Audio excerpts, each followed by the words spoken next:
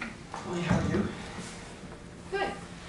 Beautiful day. Oh my God, I was walking today this morning and as the sun was hitting those leaves, they're like, boom. They're just bruised. We had really nice weather last weekend. It's like this weekend's gonna rain though. I know. All those leaves are gonna be falling. It's amazing though how there's so many green leaves still. I mean, what is this, like the last week? Almost the last week. So, I feel like I always would rake leaves on Halloween weekend, so I feel like it's yeah. a little behind this year. That's okay. It is pretty. This is one of the prettiest times of the year by far. How are you? It's another exciting day. Yeah. We get to get an industrial commission after this. Ooh. Where'd you go for that? Akron. Okay. I described it as being just another variation of Greyhound Station. Although this facility is not nearly as nasty as a couple I have been in. The state of Ohio has done work to upgrade. You just never know who ends up there. Is it workers' comp hearings? Yeah. I'm sure those get pretty detailed and Well, they're generally fairly heated, you have a very small window of time that they enforce it. And you get people who really, like, speed is of the essence. they're limited on their time. You get a workout. You do. Every once in a while, the hearing officer has first hands. You're talking over one another, you cannot do that. It's like, I love you. You must have incredible concentration to be able to do your job. Focus. Yeah, because somebody will tell you, did you see that happen? I did. And yet, in some ways, though, you observe lots of things that are going on. It takes years of practice. I bet. It's a definite skill. I think that every Monday night when you or Shannon's sitting there and I think, wow, there's so much going back and forth and you're getting it all. The thing I find, I learn so much. I don't think people realize how much you're actually absorbing. And you go in and you know all the different personalities, and sometimes when somebody kind of goes off script, you're like, whoa, wait a minute, that's totally out of the ordinary. It's out of here. You know, Tim Fox just threw his water bottle, you know, that kind of thing. Yeah. Just, but you get into comfort zones with people's personalities. Are you going to be with us on Monday, do you know? Not sure. Well, if you are, I'm going to apologize in advance because it's the budget meeting, so you're going to have to listen to me for 2 hours to talk straight. So I'll give you my apologies now. It's down from 4 years ago. Yeah, it's gotten a little more streamlined. 9 o'clock? Ready? We're ready to roll? Ready to roll? I am. Okay, I'll call the order of the meeting here, the water board meeting for, what is this, Thursday, October 24th at 9 a.m. I'll call the roll. Brown? Here? Fox? Here. Shred is here. Motion second to excuse member Pat DiOrio. Motion. Second? All in favor, say aye. Aye. Okay, let's move right into the agenda here. Looks like we have one thing on the agenda. I'll turn it over to our Finance Director, Brown. Thank you. We had a resident that called in. She believed that her bill was too high. Her typical bill is our minimum bill. She usually pays with water, sewer, and trash inside the city around $57 a month. And her bill had gone up to about $87. It's about a $30 difference. And she was concerned about that, so we sent a technician out. He looked at everything in the home. The meter was not spinning, so at that time, the water usage had slowed down or stopped. He checked for running toilets, so, spigot that was on outside, anything that could be a red flag that we typically see. He also noted that this resident has limited mobility, so she explained to him that, she doesn't go upstairs in her home. If a toilet was running, she, probably wouldn't know it, but at the same time, she doesn't go up and use those facilities, so she felt like it couldn't be be that, and she, in her letter that she wrote to us, describes that she uses very limited water in her home because, again, she has limited mobility. So she is asking for a reduction in her bill.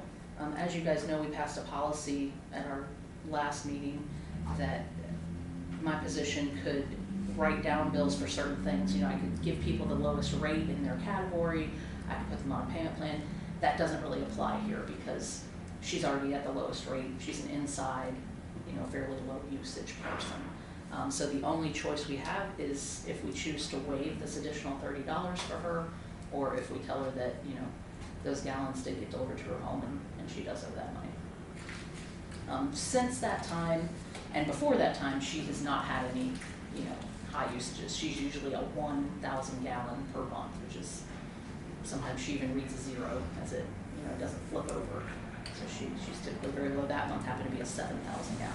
So this is a one-time issue, and you've had some, go ahead and explain, we brought in some history of her. Yes, well, I wanted to validate what she had said, that she is very vigilant in the use of water, knowing that an accident, missing something like a running toilet, something like that, could greatly increase the amount that she's paying.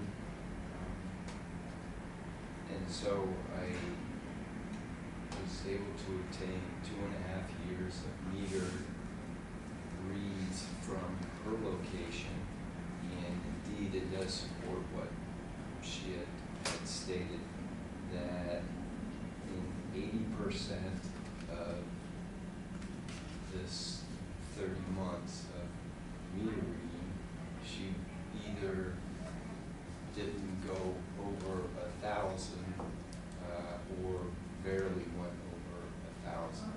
And so she went from a meter reading that would be not even click over, where she didn't use enough to have it click over. She went from, you know, a 0 or 1 to 7. And that is an outlier for her. She had mentioned not using an upstairs bathroom. Perhaps a guess maybe was that perhaps it could have been not hearing it, simply not hearing the toilet run. She did indicate the hardship that this would be for going from 0 to 1 to 7. $35 to person that's not on fixed income is different to someone that is. It appeared from the nature of her letter. Can I add something here? No. I'll gladly pay the $30 Stop. for this woman. Stop interrupting the meeting. Number two, you don't have a Stop quorum here. interrupting the meeting. You don't have a quorum for this meeting. Stop Chuck. interrupting the meeting.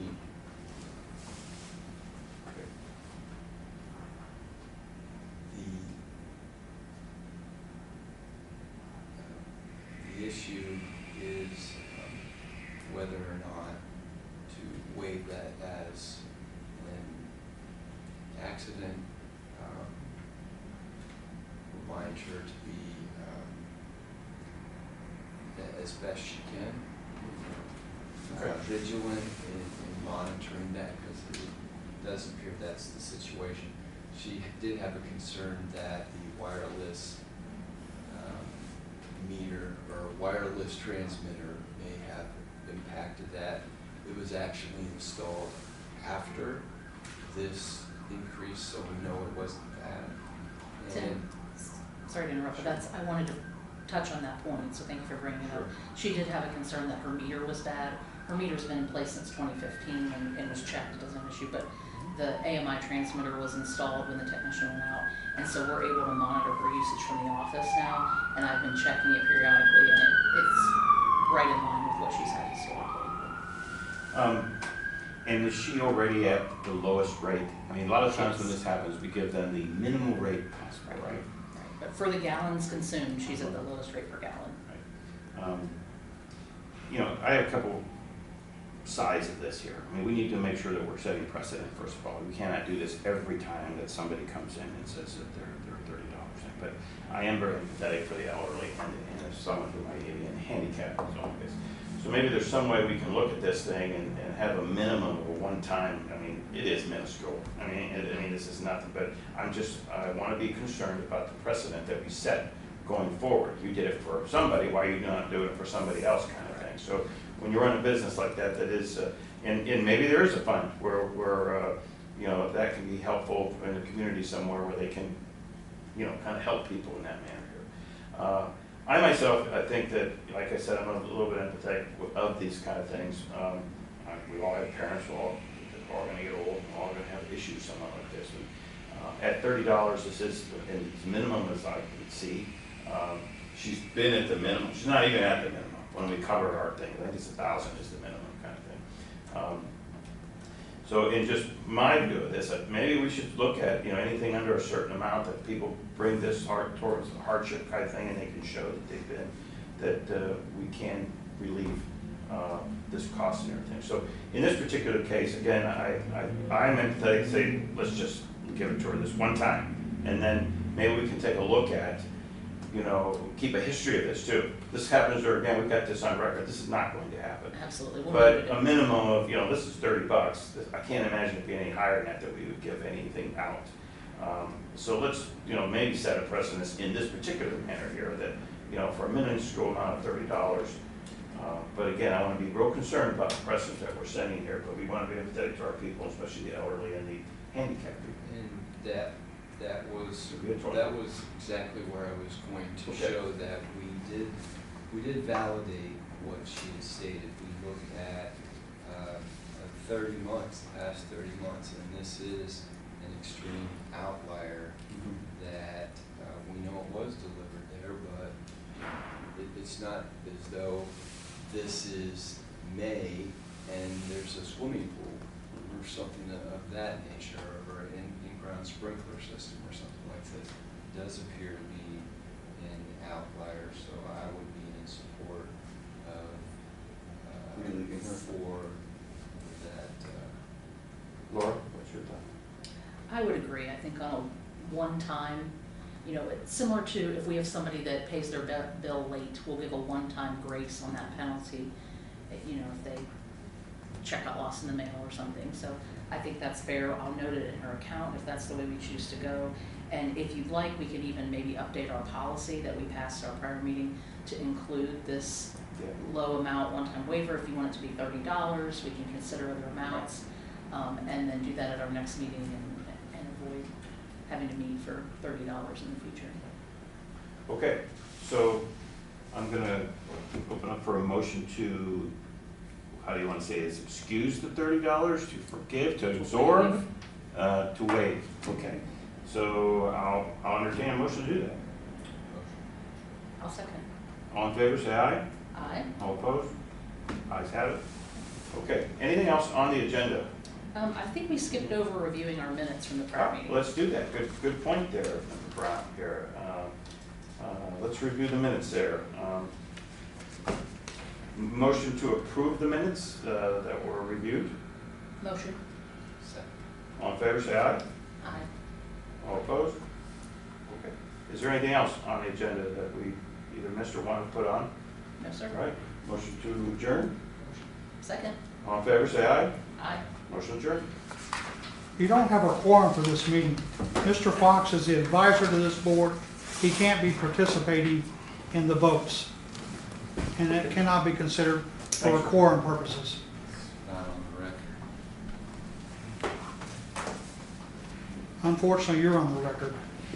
We actually, I asked. Your It was not little the- funsy, We didn't have any. your record. When administration does these agendas, they just do a standard. Any overages, any water service, and they didn't have any this time to include.